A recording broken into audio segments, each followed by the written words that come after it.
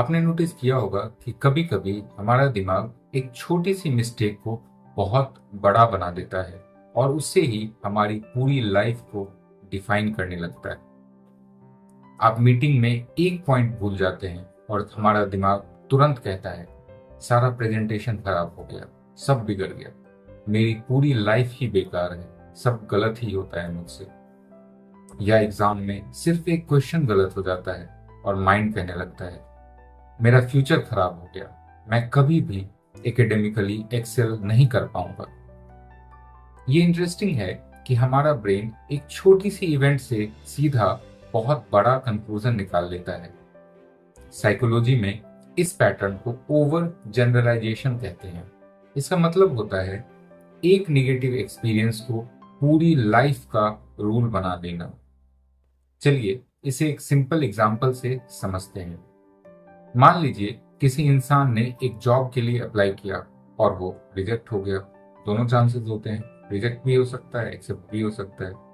ये obviously disappointing होता है, लेकिन अगर वो ये सोचे शायद मुझ में प्रिपरेशन और इम्प्रूव करने की जरूरत है, तो ये एक पॉजिटिव थॉट है। पर अक्सर हमारा दिमाग क्या कहता है? हमारा दिमाग तुरंत एक बड़ी सी स्टोरी बना देता है। मैं इंटरव्यूज में कभी भी सक्सेसफुल हो ही नहीं पाऊंगा।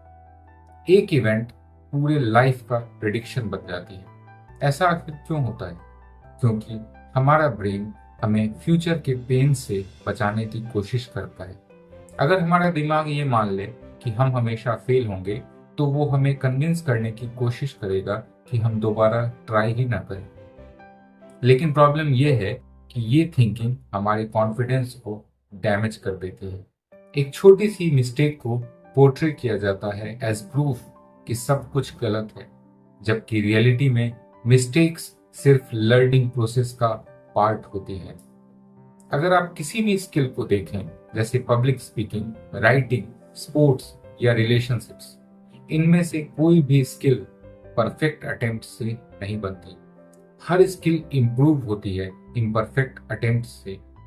कॉन्फिडेंट लोग और एंग्जियस लोगों में फर्क ये नहीं होता कि कॉन्फिडेंट लोग कभी फेल नहीं होते, वो भी फेल होते हैं। फर्क ये होता है कि वो एक फेलियर को परमानेंट आइडेंटिटी नहीं बनने देते।